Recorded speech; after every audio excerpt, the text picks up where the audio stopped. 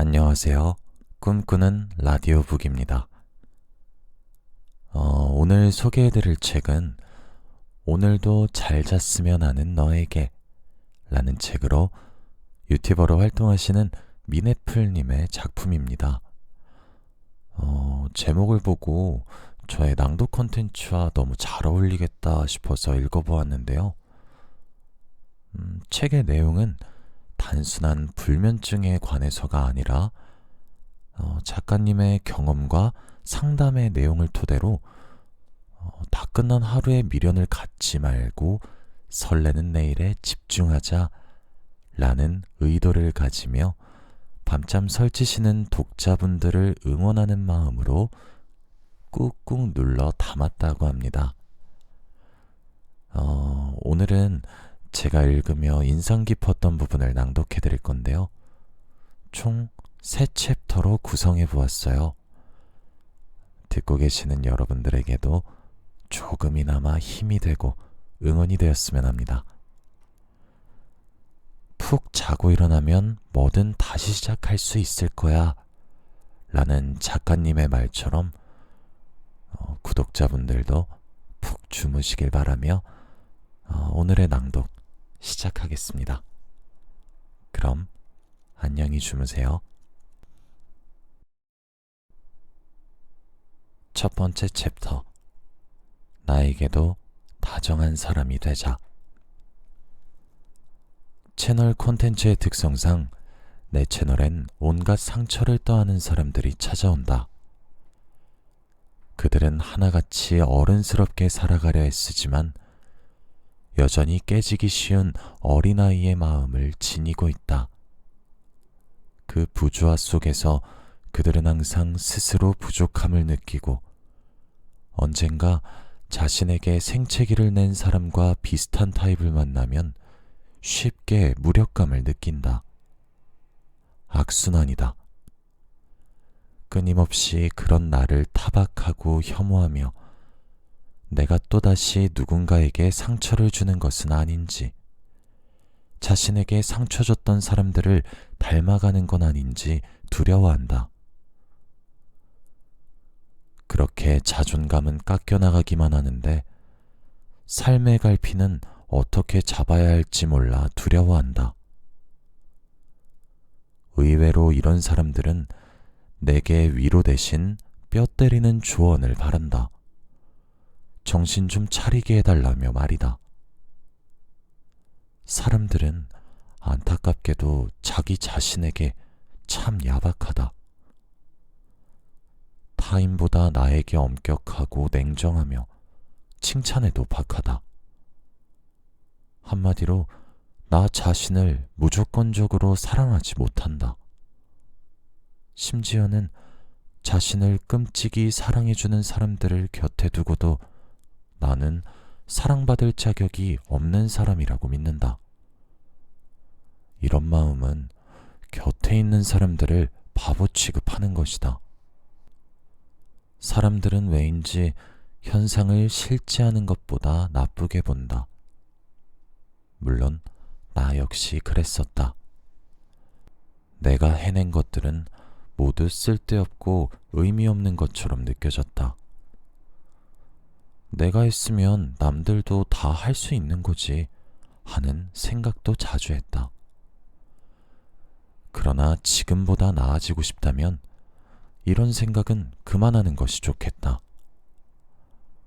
우리에게 가장 필요한 건 스스로를 상처내는 모진말이나 나를 밑바닥으로 끌고 내려가는 자기 비하가 아니다. 지금 상황을 그저 냉정하게 파악하는 일이 중요하다.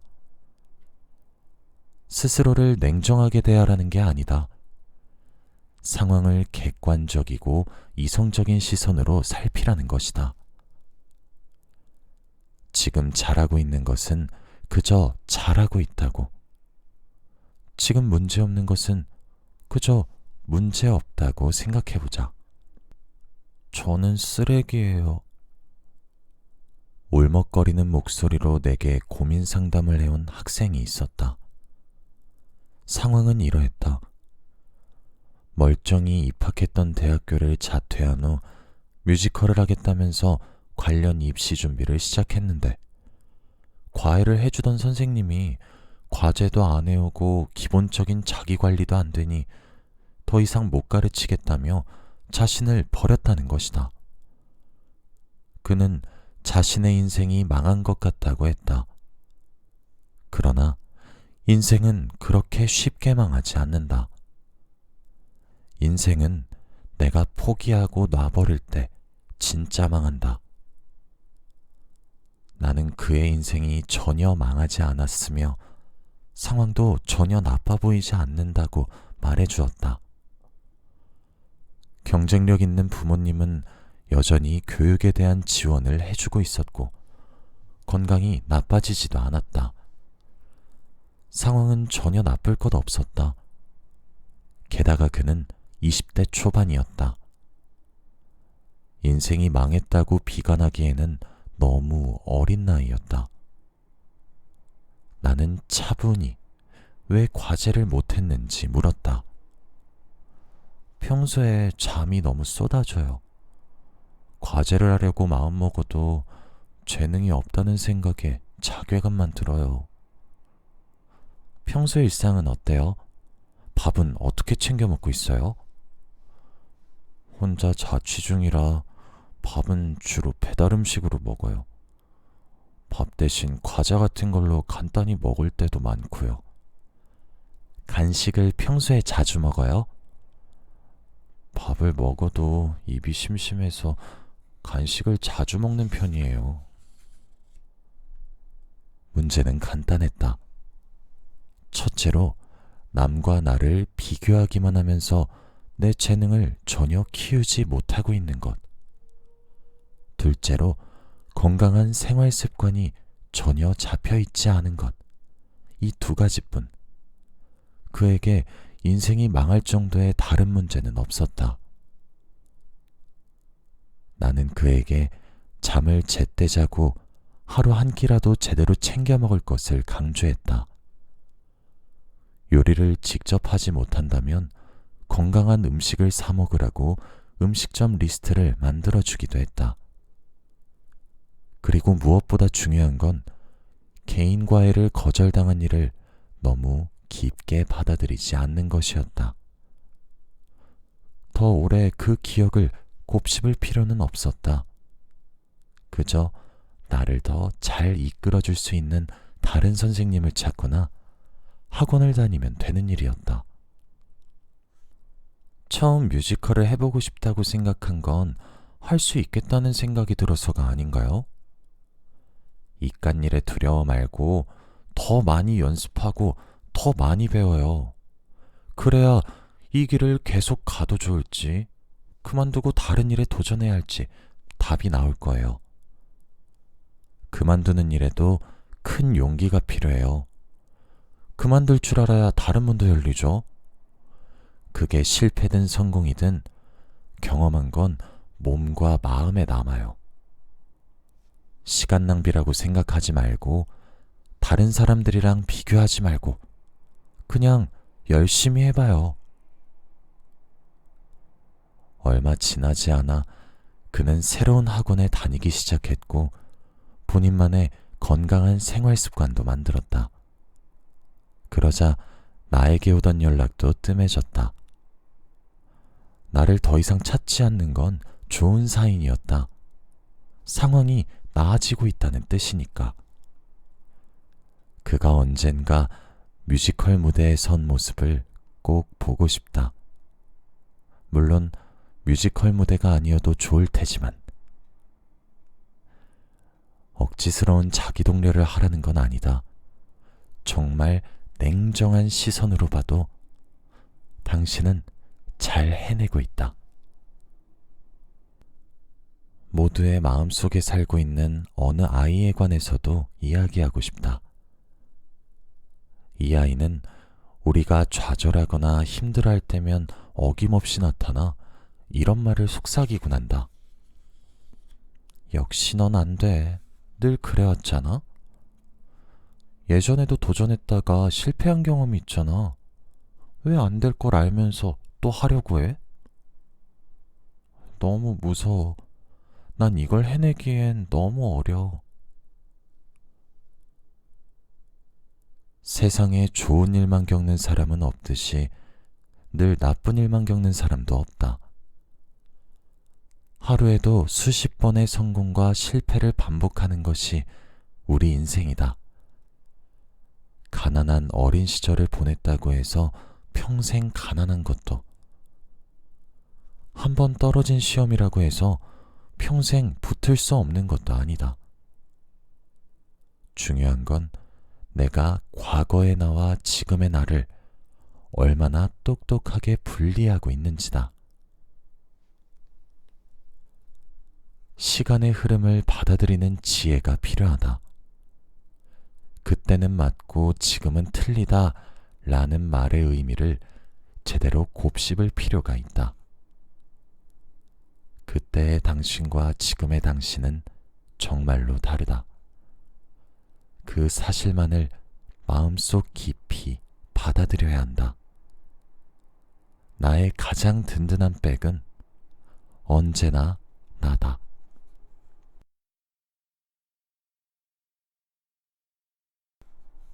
챕터 2. 잘 보이려는 노력을 그만두기로 했다. 나는 한때 인기녀가 되고 싶다는 욕망에 휩싸여 있었다. 그래서 당연하게도 인기 많은 친구들을 동경했고 그들과 친해지려 부단히도 애를 썼다. 그 친구들이 좋아하는 음악, 가수, 책을 나도 좋아하려고 했고 그 친구들과 반대되는 의견은 일절 말하지 않는 일명 시녀 노릇을 자처한 적도 있었다. 그러나 이런 내 노력은 대체로 헛수고로 돌아갔다. 일단 나에게 이런 방법이 통하지 않았다. 친구들의 관심을 못 끄니 분노와 수치심에 나는 종종 급발진하기도 했다. 그러다가도 금세 친구들과 멀어질까봐 비굴하게 굴기도 했으니 나는 조롱과 따돌림의 대상이 될 뿐이었다.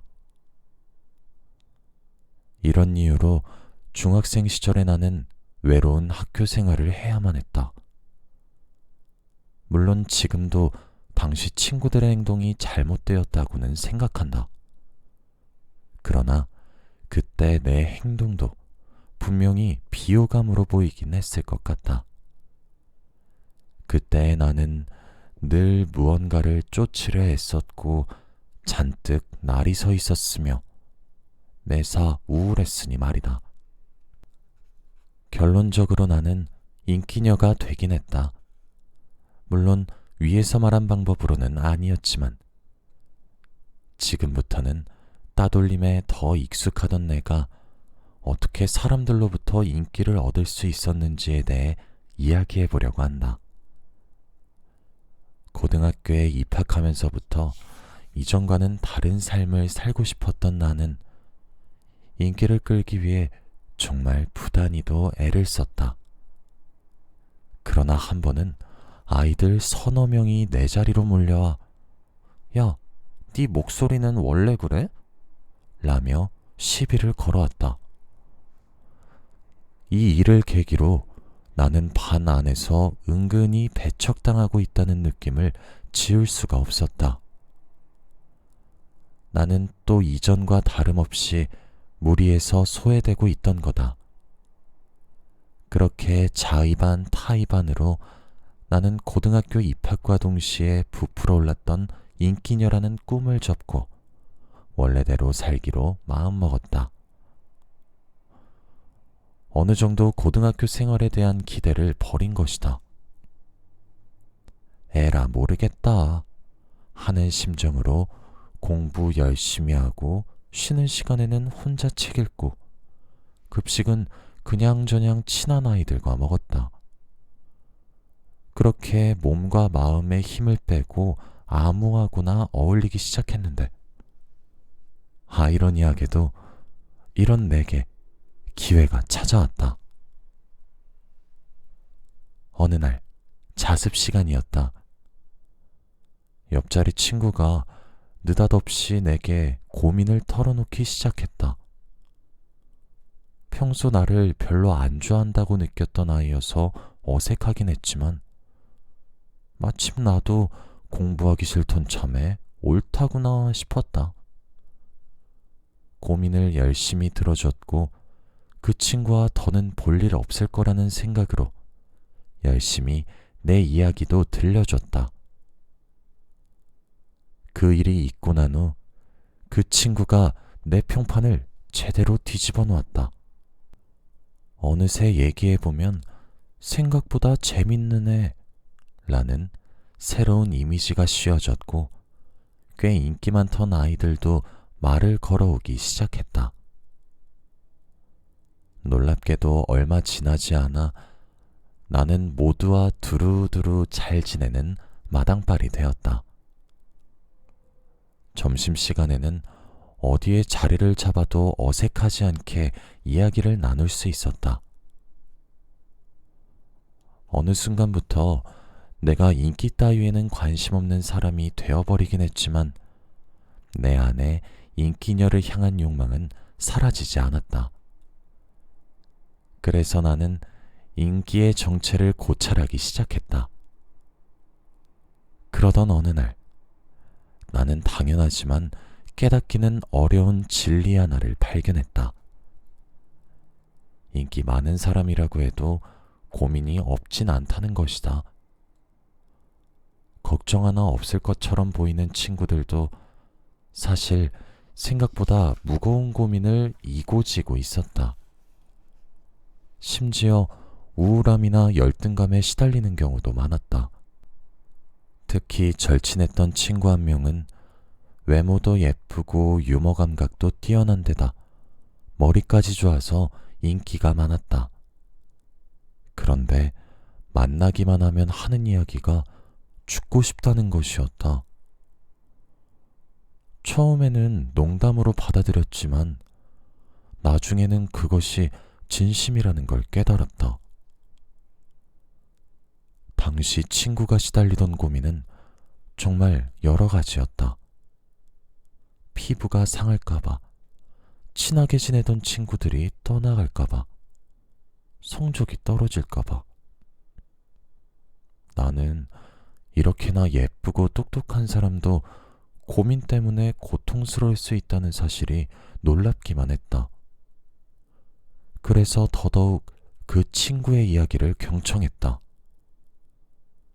내가 고민 상담에 재능이 있다는 것도 그 친구 덕분에 알게 되었다.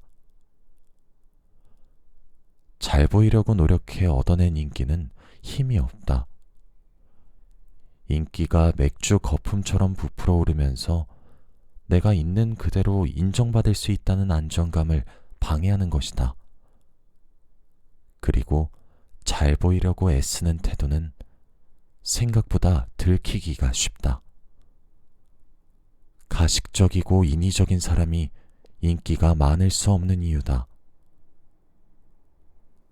쉬운 예로 직장을 생각해보자.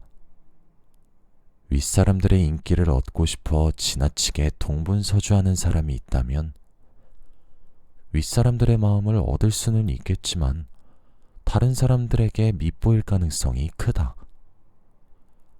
이런 사람이 인기가 많다고는 할 수 없다. 친구 관계에서도 마찬가지다. 어찌저찌 잘 보이려고 했으면 상대방의 마음을 살 수는 있겠지만 모두의 마음을 사로잡지는 못할 것이다. 내가 중학생 시절 따돌림 당하던 아이에서 고등학생 시절 인기녀로 변할 수 있던 것도 나를 꺼내 보여줬기 때문이다. 편하게 내가 누구인지를 드러내고 상대방이 누구인지도 받아들여주니 사람들은 자연스럽게 나를 좋아했다. 관심받고 싶어서 애쓸 때는 한 번도 받아보지 못한 관심을 별다른 힘을 들이지 않고도 받게 된 것이다. 상대방이 날 좋아할지 좋아하지 않을지 눈치를 보지 않으니 내 행동들은 훨씬 더 자연스러워졌다. 내가 저 사람이 좋은지 아닌지에만 초점이 있다 보니 먼저 다가가는 것도 전혀 두렵지 않았다. 나를 좋아하지 않는 타인도 받아들일 수 있게 되었다. 이 세상 사람 모두가 나를 좋아하게 만들 수는 없다. 다만 몇 명만 나를 알아주면 되는 것이다. 그 중에서도 가장 나를 잘 이해해주는 건 언제나 나여야만 한다. 물론 내가 타인의 시선으로부터 완벽히 자유롭다고 할 수는 없다. 그런 사람이 몇이나 될까? 여전히 누군가에게 잘 보이고 싶은 순간이 있다. 인기를 맛본 찰나에는 하늘을 날듯이 기쁘기도 하다. 다만 남들에게 내가 어떻게 보일지, 내가 어떨 때 남들이 나를 좋아해 줄지만을 생각하며 사는 삶이 행복하지만은 않다는 걸 자주 떠올리려고 애쓰는 편이다. 어느 베스트셀러의 제목처럼 남에게 보여주려고 인생을 낭비하지 않기로 했다. 나는 그러지 않아도 충분히 좋은 사람이다.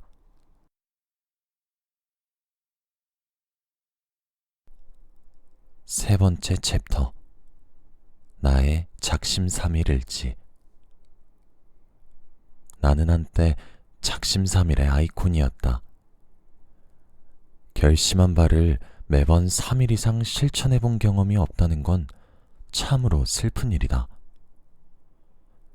작심삼일 마니아로서 고찰해보자면 작심이라는 말은 조바심의 다른 표현일지도 모르겠다. 조바심이 나니까 자꾸 그릇에 맞지 않는 무언가를 해내기로 마음먹는 거다.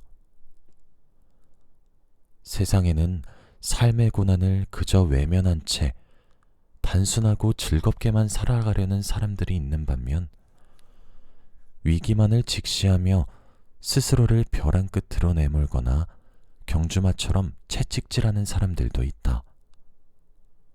나도 이런 사람 중 하나였다.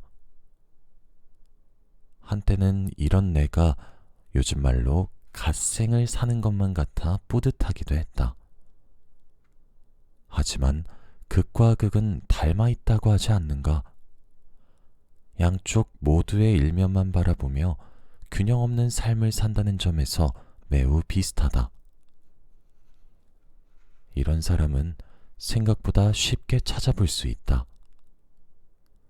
스타트업 회사에서 일하던 시절에 알고 지내던 지인은 자신의 사업이 궤도에 오르기 전까지는 가족들을 만날 수 없다며 3년 동안이나 명절에 고향 내려가길 거부했다. 일상은 일 아니면 자기 개발이었고 연애도 할 자격이 없다며 철저히 홀로 지냈다. 스티브 잡스를 동경하던 그에게 나는 일 중독이었던 스티브 잡스의 말년을 떠올려 보라며 다음 명절에는 꼭 고향에 내려가길 권했다. 그를 생각해서 한 말이기도 했지만 점점 더 괴팍해져 주변을 괴롭히기에 주변 사람들을 위해 한 말이기도 했다. 안타깝게도 한국 사회에서 살아온 우리는 10대 시절 내내 필연적으로 대입이라는 하나의 목표만을 보며 치열하게 달리는 경험을 한다. 그러는 동안 나도 모르게 불안을 동력으로 삼는 것에 익숙해졌을 것이다. 대학 떨어지면 끝이라는 소리를 끊임없이 들으며 우리는 수험을 위해 스스로를 갈아 넣었을 것이다. 그렇게 성인이 된 우리는 여전히 경주마처럼 목표 하나만을 바라보며 달려야만 성취하고 인정받을 수 있다는 착각 아닌 착각에 빠져 있다. 물론 목표만 보고 달리는 것은 꽤 괜찮은 전략이다. 열심히 나를 불태워가며 결승선을 지나면 달콤한 포상과 소중한 이들의 인정까지 더해질 테니 이 얼마나 완벽한 동기인가. 그러나 인생은 단거리 경주가 아닌 마라톤이다. 성취가 주는 희열도 길어봤자 일주일이다. 게다가 학생 때는 체력도 좋지 않은가? 부모님의 보살핌을 받으며 단거리 경주처럼 전력 질주해도 탈이 나지 않을 수 있다. 그러나 당장 20대 중반만 되어도 이전의 채찍질을 몸이 더 이상 견디지 못할 것이다. 불안은 우리의 뇌도 혹사시킨다. 세상에서 믿을 건 나 하나뿐이야. 이 세상은 전쟁터야. 승자가 다 갖는 세상이야. 인내는 쓰고 열매는 달다고 했어. 라며 자기 암시를 하면 전투력과 긴장도가 올라가면서 내가 무적이라도 된 느낌이 든다.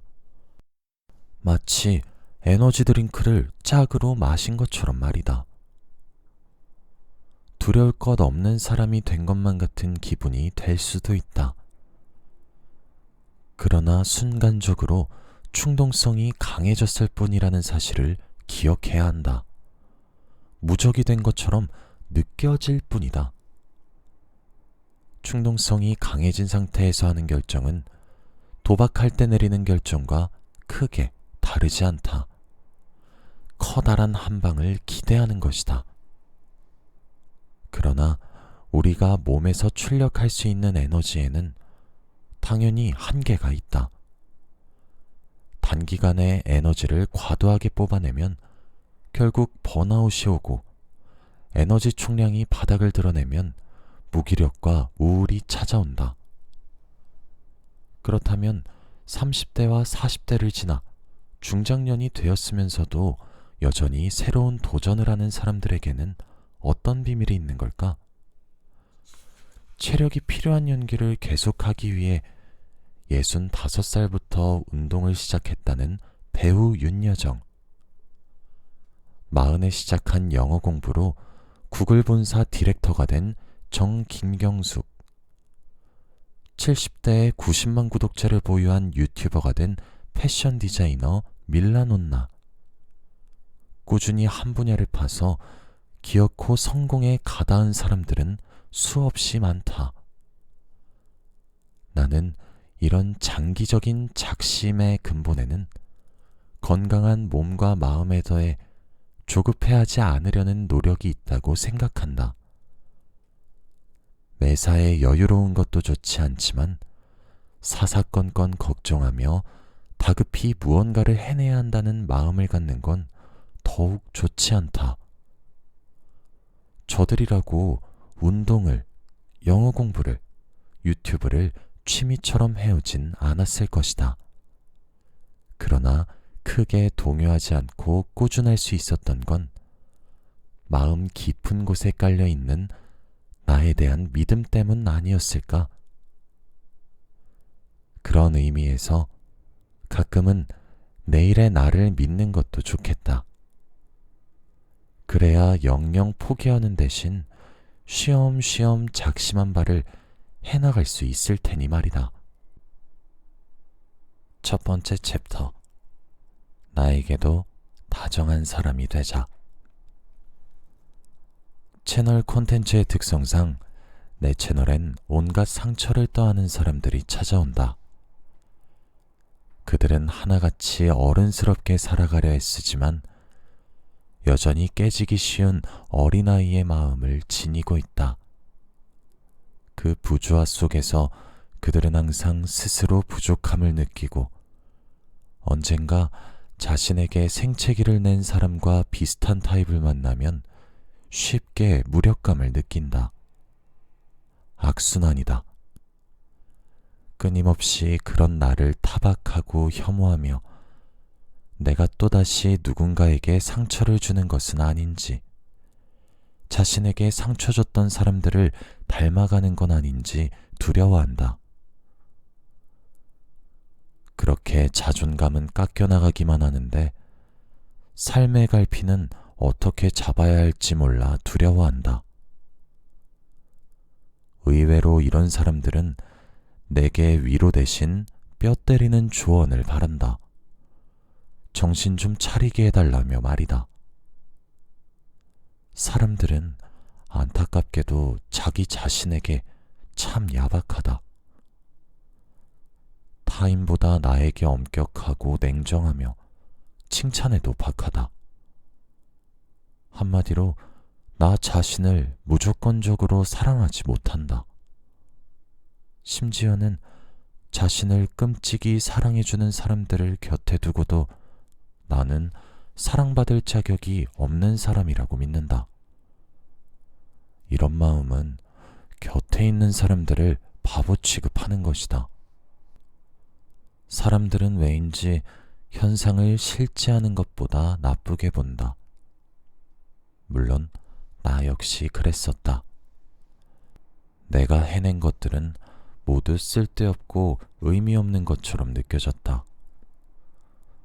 내가 했으면 남들도 다 할 수 있는 거지 하는 생각도 자주 했다. 그러나 지금보다 나아지고 싶다면 이런 생각은 그만하는 것이 좋겠다. 우리에게 가장 필요한 건 스스로를 상처내는 모진말이나 나를 밑바닥으로 끌고 내려가는 자기 비하가 아니다. 지금 상황을 그저 냉정하게 파악하는 일이 중요하다. 스스로를 냉정하게 대하라는 게 아니다. 상황을 객관적이고 이성적인 시선으로 살피라는 것이다. 지금 잘하고 있는 것은 그저 잘하고 있다고. 지금 문제없는 것은 그저 문제없다고 생각해보자. 저는 쓰레기예요. 울먹거리는 목소리로 내게 고민 상담을 해온 학생이 있었다. 상황은 이러했다. 멀쩡히 입학했던 대학교를 자퇴한 후 뮤지컬을 하겠다면서 관련 입시 준비를 시작했는데 과외를 해주던 선생님이 과제도 안 해오고 기본적인 자기 관리도 안 되니 더 이상 못 가르치겠다며 자신을 버렸다는 것이다. 그는 자신의 인생이 망한 것 같다고 했다. 그러나 인생은 그렇게 쉽게 망하지 않는다. 인생은 내가 포기하고 놔버릴 때 진짜 망한다.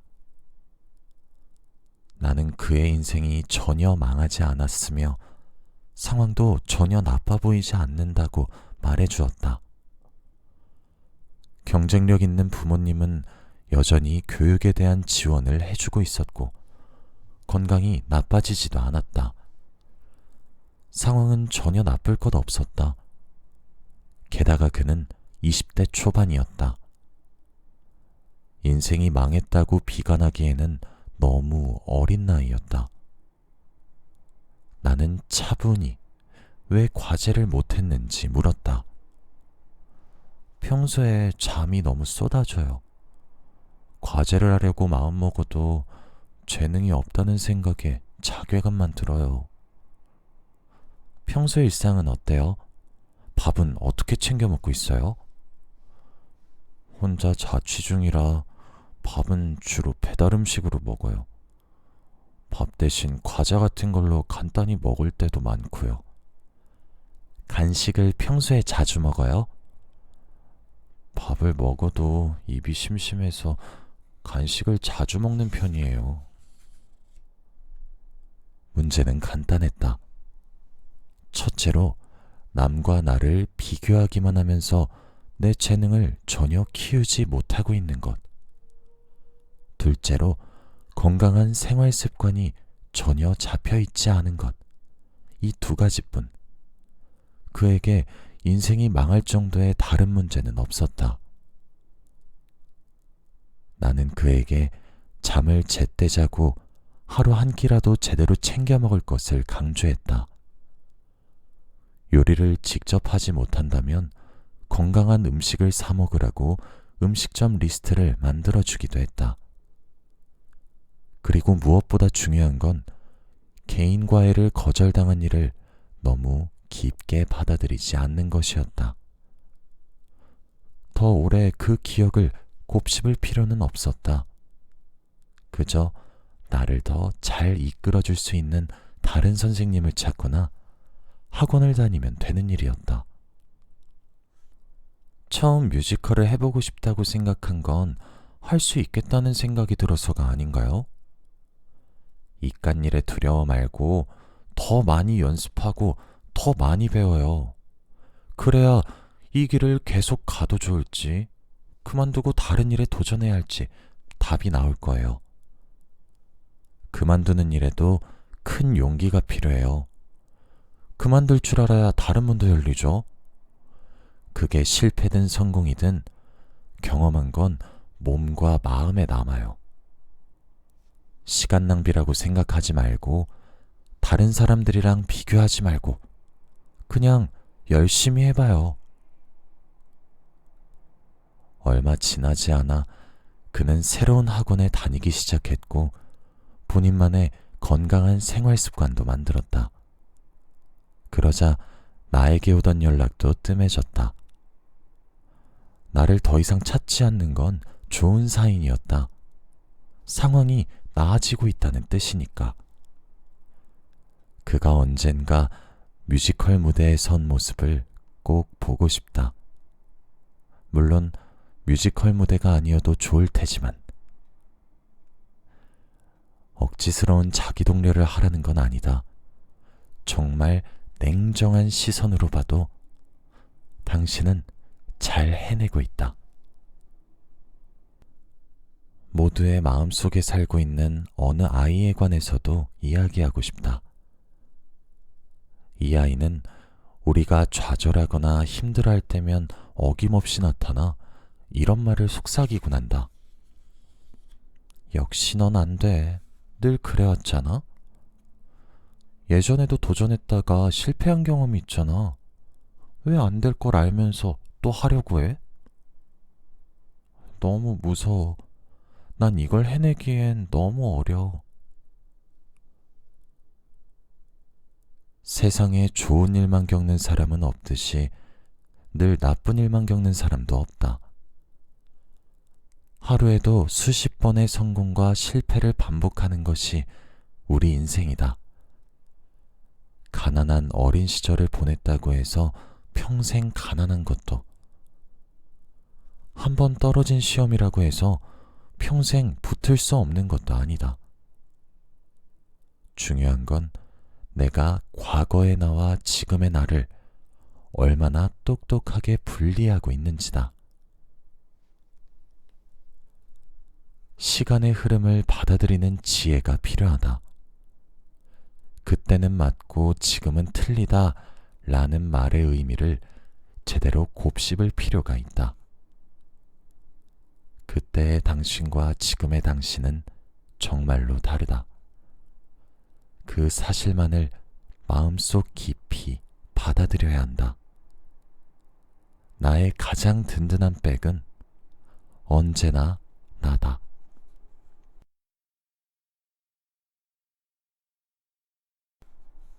챕터 2. 잘 보이려는 노력을 그만두기로 했다. 나는 한때 인기녀가 되고 싶다는 욕망에 휩싸여 있었다. 그래서 당연하게도 인기 많은 친구들을 동경했고 그들과 친해지려 부단히도 애를 썼다. 그 친구들이 좋아하는 음악, 가수, 책을 나도 좋아하려고 했고 그 친구들과 반대되는 의견은 일절 말하지 않는 일명 시녀 노릇을 자처한 적도 있었다. 그러나 이런 내 노력은 대체로 헛수고로 돌아갔다. 일단 나에게 이런 방법이 통하지 않았다. 친구들의 관심을 못 끄니 분노와 수치심에 나는 종종 급발진하기도 했다. 그러다가도 금세 친구들과 멀어질까봐 비굴하게 굴기도 했으니 나는 조롱과 따돌림의 대상이 될 뿐이었다. 이런 이유로 중학생 시절에 나는 외로운 학교 생활을 해야만 했다. 물론 지금도 당시 친구들의 행동이 잘못되었다고는 생각한다. 그러나 그때 내 행동도 분명히 비호감으로 보이긴 했을 것 같다. 그때 나는 늘 무언가를 쫓으려 애썼고 잔뜩 날이 서 있었으며 매사 우울했으니 말이다. 결론적으로 나는 인기녀가 되긴 했다. 물론 위에서 말한 방법으로는 아니었지만 지금부터는 따돌림에 더 익숙하던 내가 어떻게 사람들로부터 인기를 얻을 수 있었는지에 대해 이야기해 보려고 한다. 고등학교에 입학하면서부터 이전과는 다른 삶을 살고 싶었던 나는 인기를 끌기 위해 정말 부단히도 애를 썼다. 그러나 한 번은 아이들 서너 명이 내 자리로 몰려와 야, 네 목소리는 원래 그래? 라며 시비를 걸어왔다. 이 일을 계기로 나는 반 안에서 은근히 배척당하고 있다는 느낌을 지울 수가 없었다. 나는 또 이전과 다름없이 무리에서 소외되고 있던 거다. 그렇게 자의반 타의반으로 나는 고등학교 입학과 동시에 부풀어 올랐던 인기녀라는 꿈을 접고 원래대로 살기로 마음먹었다. 어느 정도 고등학교 생활에 대한 기대를 버린 것이다. 에라 모르겠다 하는 심정으로 공부 열심히 하고 쉬는 시간에는 혼자 책 읽고 급식은 그냥저냥 친한 아이들과 먹었다. 그렇게 몸과 마음의 힘을 빼고 아무하고나 어울리기 시작했는데 아이러니하게도 이런 내게 기회가 찾아왔다. 어느 날 자습 시간이었다. 옆자리 친구가 느닷없이 내게 고민을 털어놓기 시작했다. 평소 나를 별로 안 좋아한다고 느꼈던 아이여서 어색하긴 했지만 마침 나도 공부하기 싫던 참에 옳다구나 싶었다. 고민을 열심히 들어줬고 그 친구와 더는 볼 일 없을 거라는 생각으로 열심히 내 이야기도 들려줬다. 그 일이 있고 난 후 그 친구가 내 평판을 제대로 뒤집어 놓았다. 어느새 얘기해보면 생각보다 재밌는 애 라는 새로운 이미지가 씌워졌고 꽤 인기 많던 아이들도 말을 걸어오기 시작했다. 놀랍게도 얼마 지나지 않아 나는 모두와 두루두루 잘 지내는 마당발이 되었다. 점심시간에는 어디에 자리를 잡아도 어색하지 않게 이야기를 나눌 수 있었다. 어느 순간부터 내가 인기 따위에는 관심 없는 사람이 되어버리긴 했지만 내 안에 인기녀를 향한 욕망은 사라지지 않았다. 그래서 나는 인기의 정체를 고찰하기 시작했다. 그러던 어느 날 나는 당연하지만 깨닫기는 어려운 진리 하나를 발견했다. 인기 많은 사람이라고 해도 고민이 없진 않다는 것이다. 걱정 하나 없을 것처럼 보이는 친구들도 사실 생각보다 무거운 고민을 이고지고 있었다. 심지어 우울함이나 열등감에 시달리는 경우도 많았다. 특히 절친했던 친구 한 명은 외모도 예쁘고 유머 감각도 뛰어난 데다 머리까지 좋아서 인기가 많았다. 그런데 만나기만 하면 하는 이야기가 죽고 싶다는 것이었다. 처음에는 농담으로 받아들였지만 나중에는 그것이 진심이라는 걸 깨달았다. 당시 친구가 시달리던 고민은 정말 여러 가지였다. 피부가 상할까봐, 친하게 지내던 친구들이 떠나갈까봐, 성적이 떨어질까봐. 나는 이렇게나 예쁘고 똑똑한 사람도 고민 때문에 고통스러울 수 있다는 사실이 놀랍기만 했다. 그래서 더더욱 그 친구의 이야기를 경청했다. 내가 고민 상담에 재능이 있다는 것도 그 친구 덕분에 알게 되었다. 잘 보이려고 노력해 얻어낸 인기는 힘이 없다. 인기가 맥주 거품처럼 부풀어 오르면서 내가 있는 그대로 인정받을 수 있다는 안정감을 방해하는 것이다. 그리고 잘 보이려고 애쓰는 태도는 생각보다 들키기가 쉽다. 가식적이고 인위적인 사람이 인기가 많을 수 없는 이유다. 쉬운 예로 직장을 생각해보자. 윗사람들의 인기를 얻고 싶어 지나치게 동분서주하는 사람이 있다면 윗사람들의 마음을 얻을 수는 있겠지만 다른 사람들에게 밉보일 가능성이 크다.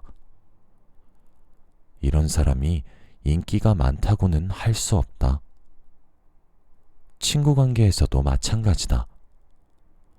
어찌저찌 잘 보이려고 했으면 상대방의 마음을 살 수는 있겠지만 모두의 마음을 사로잡지는 못할 것이다.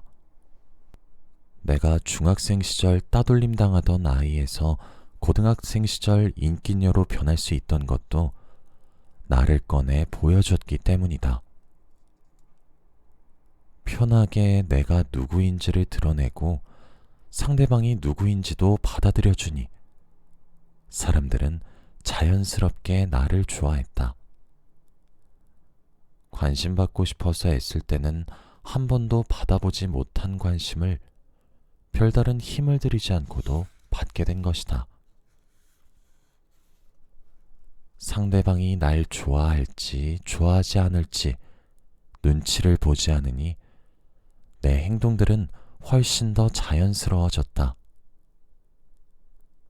내가 저 사람이 좋은지 아닌지에만 초점이 있다 보니 먼저 다가가는 것도 전혀 두렵지 않았다. 나를 좋아하지 않는 타인도 받아들일 수 있게 되었다. 이 세상 사람 모두가 나를 좋아하게 만들 수는 없다. 다만 몇 명만 나를 알아주면 되는 것이다. 그 중에서도 가장 나를 잘 이해해주는 건 언제나 나여야만 한다. 물론 내가 타인의 시선으로부터 완벽히 자유롭다고 할 수는 없다. 그런 사람이 몇이나 될까? 여전히 누군가에게 잘 보이고 싶은 순간이 있다. 인기를 맛본 찰나에는 하늘을 날듯이 기쁘기도 하다. 다만 남들에게 내가 어떻게 보일지, 내가 어떨 때 남들이 나를 좋아해 줄지만을 생각하며 사는 삶이 행복하지만은 않다는 걸 자주 떠올리려고 애쓰는 편이다.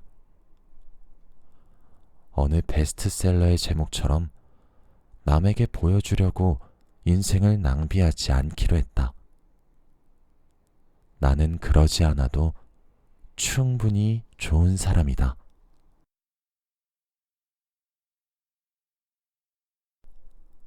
세 번째 챕터. 나의 작심삼일일지. 나는 한때 작심삼일의 아이콘이었다. 결심한 바를 매번 3일 이상 실천해본 경험이 없다는 건 참으로 슬픈 일이다. 작심삼일 마니아로서 고찰해보자면 작심이라는 말은 조바심의 다른 표현일지도 모르겠다. 조바심이 나니까 자꾸 그릇에 맞지 않는 무언가를 해내기로 마음먹는 거다. 세상에는 삶의 고난을 그저 외면한 채 단순하고 즐겁게만 살아가려는 사람들이 있는 반면 위기만을 직시하며 스스로를 벼랑 끝으로 내몰거나 경주마처럼 채찍질하는 사람들도 있다. 나도 이런 사람 중 하나였다. 한때는 이런 내가 요즘 말로 갓생을 사는 것만 같아 뿌듯하기도 했다. 하지만 극과 극은 닮아 있다고 하지 않는가? 양쪽 모두의 일면만 바라보며 균형 없는 삶을 산다는 점에서 매우 비슷하다. 이런 사람은 생각보다 쉽게 찾아볼 수 있다. 스타트업 회사에서 일하던 시절에 알고 지내던 지인은 자신의 사업이 궤도에 오르기 전까지는 가족들을 만날 수 없다며 3년 동안이나 명절에 고향 내려가길 거부했다. 일상은 일 아니면 자기 개발이었고 연애도 할 자격이 없다며 철저히 홀로 지냈다. 스티브 잡스를 동경하던 그에게 나는 일 중독이었던 스티브 잡스의 말년을 떠올려 보라며 다음 명절에는 꼭 고향에 내려가길 권했다. 그를 생각해서 한 말이기도 했지만 점점 더 괴팍해져 주변을 괴롭히기에 주변 사람들을 위해 한 말이기도 했다. 안타깝게도 한국 사회에서 살아온 우리는 10대 시절 내내 필연적으로 대입이라는 하나의 목표만을 보며 치열하게 달리는 경험을 한다. 그러는 동안 나도 모르게 불안을 동력으로 삼는 것에 익숙해졌을 것이다. 대학 떨어지면 끝이라는 소리를 끊임없이 들으며 우리는 수험을 위해 스스로를 갈아 넣었을 것이다. 그렇게 성인이 된 우리는 여전히 경주마처럼 목표 하나만을 바라보며 달려야만 성취하고 인정받을 수 있다는 착각 아닌 착각에 빠져 있다. 물론 목표만 보고 달리는 것은 꽤 괜찮은 전략이다. 열심히 나를 불태워가며 결승선을 지나면 달콤한 포상과 소중한 이들의 인정까지 더해질 테니 이 얼마나 완벽한 동기인가. 그러나 인생은 단거리 경주가 아닌 마라톤이다. 성취가 주는 희열도 길어봤자 일주일이다. 게다가 학생 때는 체력도 좋지 않은가. 부모님의 보살핌을 받으며 단거리 경주처럼 전력 질주해도 탈이 나지 않을 수 있다. 그러나 당장 20대 중반만 되어도 이전의 채찍질을 몸이 더 이상 견디지 못할 것이다. 불안은 우리의 뇌도 혹사시킨다. 세상에서 믿을 건 나 하나뿐이야. 이 세상은 전쟁터야. 승자가 다 갖는 세상이야. 인내는 쓰고 열매는 달다고 했어. 라며 자기 암시를 하면 전투력과 긴장도가 올라가면서 내가 무적이라도 된 느낌이 든다. 마치 에너지 드링크를 짝으로 마신 것처럼 말이다. 두려울 것 없는 사람이 된 것만 같은 기분이 될 수도 있다. 그러나 순간적으로 충동성이 강해졌을 뿐이라는 사실을 기억해야 한다. 무적이 된 것처럼 느껴질 뿐이다. 충동성이 강해진 상태에서 하는 결정은 도박할 때 내리는 결정과 크게 다르지 않다. 커다란 한 방을 기대하는 것이다. 그러나 우리가 몸에서 출력할 수 있는 에너지에는 당연히 한계가 있다. 단기간에 에너지를 과도하게 뽑아내면 결국 번아웃이 오고 에너지 총량이 바닥을 드러내면 무기력과 우울이 찾아온다. 그렇다면 30대와 40대를 지나 중장년이 되었으면서도 여전히 새로운 도전을 하는 사람들에게는 어떤 비밀이 있는 걸까? 체력이 필요한 연기를 계속하기 위해 65살부터 운동을 시작했다는 배우 윤여정. 40에 시작한 영어 공부로 구글 본사 디렉터가 된 정김경숙, 70대에 90만 구독자를 보유한 유튜버가 된 패션 디자이너 밀라논나. 꾸준히 한 분야를 파서 기어코 성공에 가닿은 사람들은 수없이 많다. 나는 이런 장기적인 작심의 근본에는 건강한 몸과 마음에 더해 조급해하지 않으려는 노력이 있다고 생각한다. 매사에 여유로운 것도 좋지 않지만 사사건건 걱정하며 다급히 무언가를 해내야 한다는 마음을 갖는 건 더욱 좋지 않다. 저들이라고 운동을, 영어 공부를, 유튜브를 취미처럼 해오진 않았을 것이다. 그러나 크게 동요하지 않고 꾸준할 수 있었던 건 마음 깊은 곳에 깔려있는 나에 대한 믿음 때문 아니었을까? 그런 의미에서 가끔은 내일의 나를 믿는 것도 좋겠다. 그래야 영영 포기하는 대신 쉬엄쉬엄 작심한 바를 해나갈 수 있을 테니 말이다.